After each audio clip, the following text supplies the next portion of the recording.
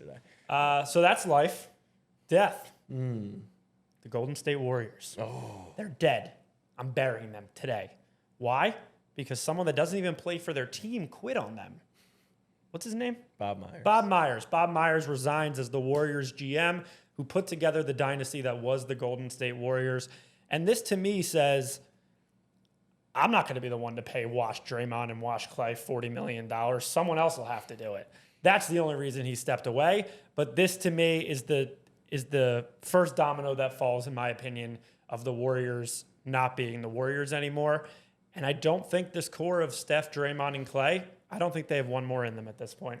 I would not be surprised if Clay or Draymond are not a part of the Warriors. More likely Draymond because he's an objectively horrible basketball player. Someone said, respect to Bob Myers for quitting one of the best jobs ever, where he is held in the highest of praises after delivering one of the greatest dynasties of all time. He quit to show respect to Draymond and Clay because he couldn't stand to tell them to their face, You're washed. Yeah, I can't pay you. I can't pay you that money. But you know what? If the new guy can, good for you, and maybe that will bury the. But what if in sports we love to romanticize the team-friendly deal. Tom did it. It made him the GOAT. Harden did it this year. Harden did it. It got him to Game 7 of the second round, which is a couple games more than normal. It's usually right around there, Game 7. As Draymond and Clay are kind of on the verge of these next contracts, it really does beg the question, because someone will pay Klay Thompson. I actually do think someone will pay Draymond. Am I talking like Supermax extension? No, that ship has sailed. But also, Klay and Draymond have made their money. They're good for life. They've made real NBA money.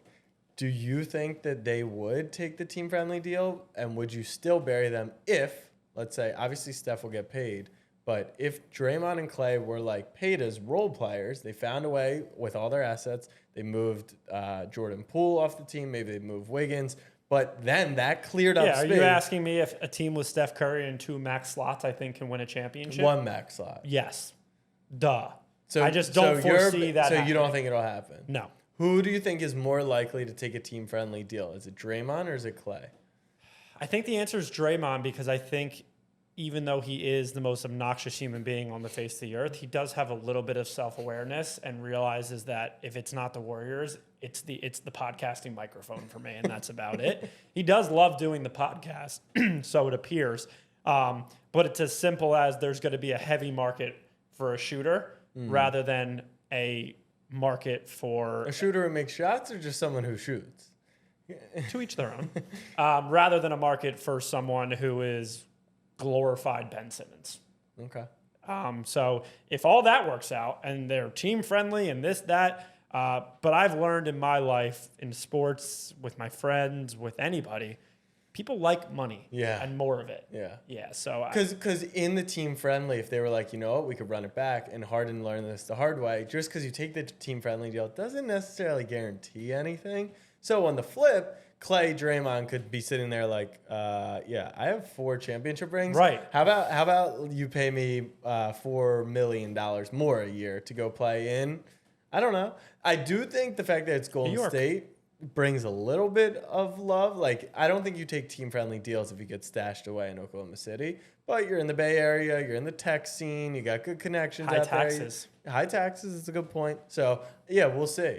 I think that Clay would walk before Draymond, but I also think that Draymond's services could be used elsewhere more so than Clay. Where else does someone need to get punched in the face? What services could be Philly? utilized elsewhere? You guys were excited about PJ Tucker. We don't need someone to get punched. Bullying.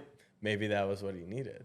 I did say that in my rant. I was like, PJ should be held accountable for not only not getting in their ears, but for not assaulting them. Right.